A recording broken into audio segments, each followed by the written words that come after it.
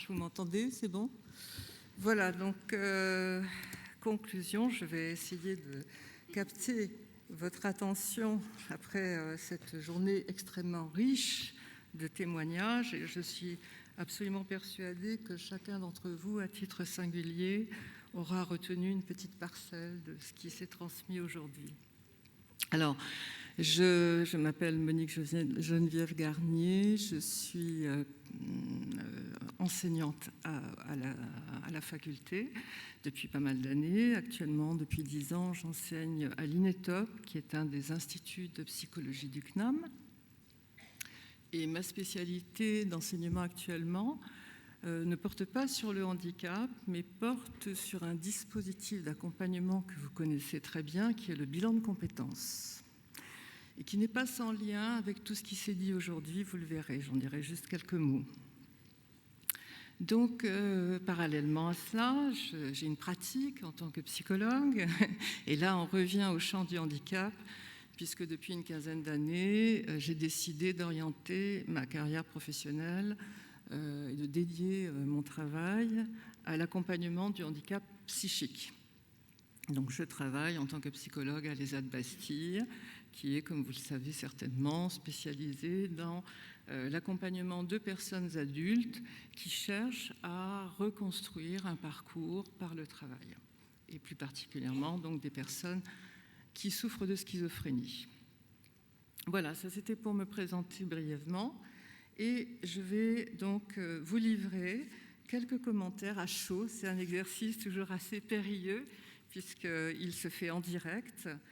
Et voilà, on va revenir, si vous le voulez bien, à la question de départ que nous ont posée donc Luc Frossard et puis Éric Vessard, et qui était cette question extrêmement complexe: la co-construction est-elle un outil d'inclusion sociétale ? Nous avons donc eu 4 tables rondes très importantes en événements de tout genre. Et je vais donc commencer, pour faire cette petite synthèse, par revenir sur la deuxième table ronde. On reviendra aux autres après, hein, bien sûr, ne vous inquiétez pas. Donc, la table ronde qui portait sur les territoires et sur la question de leur accessibilité pour l'inclusion. Donc une question très importante, c'était finalement un territoire ouvert, c'est quoi ? Un territoire d'accueil, c'est quoi ? Et ce qui a été dit, il y a eu beaucoup de choses dites, mais ce qui a été dit de mon point de vue et qui doit être épinglé dans cette table ronde, c'est que finalement, pour être un territoire ouvert, il faut affronter la question de l'altérité. Et l'altérité, c'est peut-être le fil rouge de tout ce qui a été soulevé au courant de cette journée. Voilà, donc altérité prise dans le sens d'une différence, source de diversité. Et l'altérité, finalement, va nous renvoyer aussi à 2 concepts qui ont été particulièrement abordés dans la 3e table ronde et qui sont les concepts de culture et de citoyenneté. Donc, sans vouloir vous faire un cours, le concept de culture, par association d'idées, m'a renvoyé à mes études de sociologue, puisque ma première formation, je suis docteur en sociologie en première casquette. Et quand j'étais jeune étudiante à la faculté, j'ai eu la chance d'étudier des auteurs, alors, bon, comme Leroi-Gourhan, que je vais citer en premier, parce que nous sommes entourés effectivement de très beaux graphismes. Et Leroi-Gourhan a été un de nos premiers chercheurs français à étudier ce qu'on appelle la culture pariétale. Et la culture pariétale, elle nous vient de plus de 7 millions d'années, puisque ce sont les graphismes que nous ont laissés nos ancêtres sur les grottes. Donc je vous invite à vous replonger dans les lectures de Leroi-Gourhan. Vous verrez, c'est tout à fait passionnant lorsqu'on s'intéresse à la culture et à la transmission. Plus proche de nous, je citerai Claude Lévi-Strauss. Claude Lévi-Strauss a écrit une thèse qui l'a rendue célèbre dans le monde entier, qui sont les structures élémentaires de la parenté. Et il écrit ce livre en 1947. Il sort tout juste de la Seconde Guerre mondiale et il s'interroge sur ce qu'est la culture. Il tient une petite fleur des champs. Il raconte ça donc dans l'introduction de son livre. Et puis, il est absolument fasciné par la structure de cette fleur des champs. Et par association, il se dit, mais quelle est la structure de la culture ? Et ce que nous livre finalement Claude Lévi-Strauss comme réflexion extrêmement intéressante, c'est que de son point de vue, nous ne savons pas vivre ensemble instinctivement. Et même du point de vue de Claude Lévi-Strauss, nous sommes en danger dans notre espèce par le fait que nous avons cette capacité absolument terrifiante de s'autodétruire. Mais, partant de ce constat assez terrible, il en arrive finalement à sa thèse, et qui est une vraie thèse de chercheur, qui est de dire eh bien, nous avons le pouvoir de dépasser, et c'est peut-être au fond une forme de rétablissement déjà ontologique, on pourrait dire, nous avons la possibilité de dépasser cette capacité à s'autodétruire, et le maître mot de ce dépassement, c'est la culture. Donc, nous sommes responsables d'être des créateurs de culture. Alors, il n'y a pas de règle absolue pour créer de la culture. Il y a eu des milliers de formes de création culturelle et il y en aura encore d'autres après nous. Ce qui est intéressant, c'est de se dire, bien sûr, comment se crée une culture, et c'est peut-être à mettre en relation avec ce concept de rétablissement. Et puis, une deuxième question, c'est quand des cultures différentes se rencontrent, qu'est-ce qui se passe ? Et là, on va citer un autre auteur qui est Norbert Elias, grand sociologue, qui a beaucoup travaillé cette question-là. Et ce que nous livre Norbert Elias, c'est qu'il y a 4 possibilités, 4 types d'affrontements quand 2 cultures se rencontrent.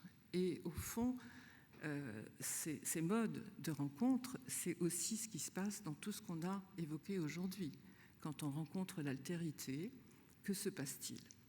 Premier type de rencontre possible, on va commencer par la pire, c'est ce que Elias appelle la marginalisation. Donc, une culture entraîne la destruction d'une autre culture. Nous avons tous des exemples assez tragiques dans l'histoire de l'humanité de ce type de choc. Deuxième type de rencontre, qui est en général, en termes de fréquence, de modalité, je dirais, gaussienne, la plus répandue, c'est la séparation. Donc, on a connu ça à travers beaucoup d'événements historiques. Donc, chacun reconnaît l'existence de l'autre, mais on reste chez soi. On ne se mélange pas. Donc, vous trouvez ça dans les cités, par exemple, qui sont mosaïques, où vous avez le quartier chinois, le quartier noir, le quartier juif, etc., où voilà, chaque communauté se gère, mais sans sortir de sa culture. Troisième type de rencontre, c'est l'assimilation. C'est le mode de rencontre qui a été privilégié dans les cultures dominantes, que sont nos cultures de race blanche. C'est-à-dire, une culture ne détruit pas l'autre, mais absorbe l'autre. Et c'est quand même, comme le dit Bourdieu, un rapport de domination. Et enfin, dernier type de rencontre, et je pense que c'est lui qui nous intéresse particulièrement par rapport à notre sujet d'aujourd'hui, c'est l'intégration.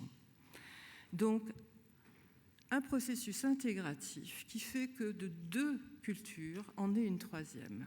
Voilà, naît finalement quelque chose qui va profiter des ressources des 2 partenaires. Donc, on cite souvent dans nos organisations occidentales la rencontre de la culture arabe avec la culture hispanique, voilà, qui est un genre, un mode d'intégration. Donc certainement, on n'a pas suffisamment, on ne s'est pas assez arrêté sur cette notion d'intégration et sur ce qu'elle implique finalement dans la rencontre de l'altérité. Je dirais juste quelques mots sur la citoyenneté. J'ai écrit un article il y a une dizaine d'années lors d'une conférence que j'avais faite à Sainte-Anne sur cette chose-là. Et je pense, ça s'est une des thèses que j'ai développées, que avant d'avoir une identité nationale, nous avons une identité de citoyens. Je pense que nous nous construisons dans les cités où nous naissons, où nous vivons, où nous aimons.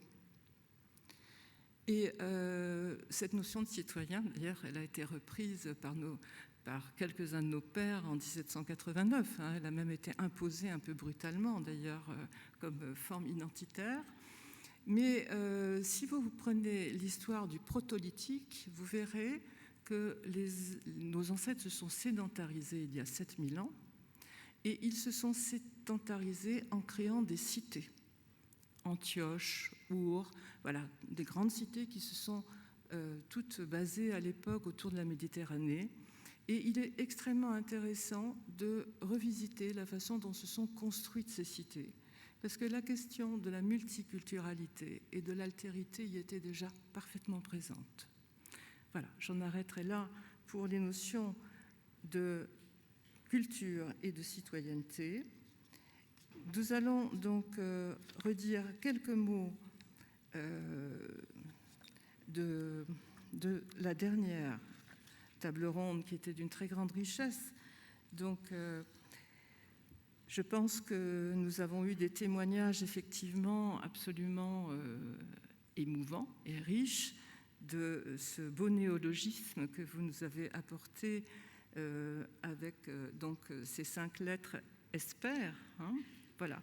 Donc, je ferai un petit parallèle, un petit clin d'œil avec une notion qui correspond à mes recherches actuelles et qui est la notion de projection. Donc, je m'intéresse depuis pas mal d'années scientifiquement au phénomène de la projection. Et je pense que pour se projeter, il faut 3 éléments. Il faut une trinité, il faut le langage, il faut la mémoire et il faut la présence de l'autre. L'autre étant pour moi le contexte. Il n'y a pas de contexte sans autre. Si je suis sur la Lune toute seule avec des pierres, pour moi, il n'y a pas de contexte. Et ce qui m'a frappé dans ma clinique, dans ma pratique, c'est que souvent quand la souffrance psychique, et je pense, quoique la connaissant moins, ou enfin professionnellement, la souffrance qui est due à des maladies plus organiques ou à des accidents de la vie, quand la souffrance est là, souvent la projection se bloque. Or, la projection, c'est le désir de vivre. Nous ne sommes pas capables de prévoir l'avenir, mais nous avons un furieux besoin de rêver et d'anticiper finalement l'avenir. Et c'est ça finalement la projection. Donc il y a un chercheur qui s'était déjà beaucoup intéressé à la projection, c'est Hermann Rorschach à la clinique du Borosli. Il travaillait sous l'autorité du professeur Bleuler à l'époque, qui a conceptualisé la schizophrénie. Et la théorie de Rorschach, c'était que pour pouvoir finalement accompagner quelqu'un à reconstruire finalement son système projectif, il fallait revenir à une notion qui est la notion de signifiant. Notion de signifiant qui a été beaucoup travaillée en linguistique, notamment par Jacobson, et qui a été repris par un grand psychanalyste français qui est Lacan, Jacques Lacan, qui disait « un signifiant représente le sujet pour un autre signifiant ». Alors, je me suis intéressée à cette notion de signifiant à travers ma spécialité de psychologue différentialiste. Et dans les techniques projectives, il existe 5 grandes portes d'entrée pour activer la projection. Et une des premières portes d'entrée, en dehors des images fortuites du Rorschach ou d'autres techniques que je ne vous développerai pas aujourd'hui, ça nous emmènerait trop loin, c'est le récit de vie qui a été beaucoup travaillé par un psychologue qui est Murray. Voilà. Et donc, dans le récit de vie, on a tout à fait le phénomène projectif. On a le langage, on a la mémoire, avec un processus qui intéressait beaucoup Hermann Rorschach, qui était les processus d'ekphorie. L'ekphorie, c'est ce qui permet d'avoir accès à ses souvenirs par la mémoire épisodique, d'avoir accès à sa subjectivité et à son monde intrapsychique. Mais pour tout ça, pour que l'ekphorie se mette en place, il faut l'autre. Et comme vous l'avez très bien dit, il faut pouvoir demander de l'aide. Et c'est là où je ferai la conclusion et avec le dispositif que j'enseigne aux étudiants aujourd'hui, qui est le bilan de compétences. Je dis toujours aux étudiants, pour commencer mon cours, on ne peut pas faire d'accompagnement court, donc dans le cadre d'un temps qui est arbitrairement construit par la montre, sans qu'il y ait une demande. Nous sommes absolument impuissants en tant que soignants, qu'on soit médecin, psychologue, accompagnateur, à pouvoir intervenir, interagir avec l'autre s'il n'y a pas de demande. Donc toute la question, je pense, qui peut-être sera l'objet d'une autre réflexion et d'une autre journée, c'est comment favoriser l'expression des demandes des personnes que nous accompagnons. Merci de votre attention.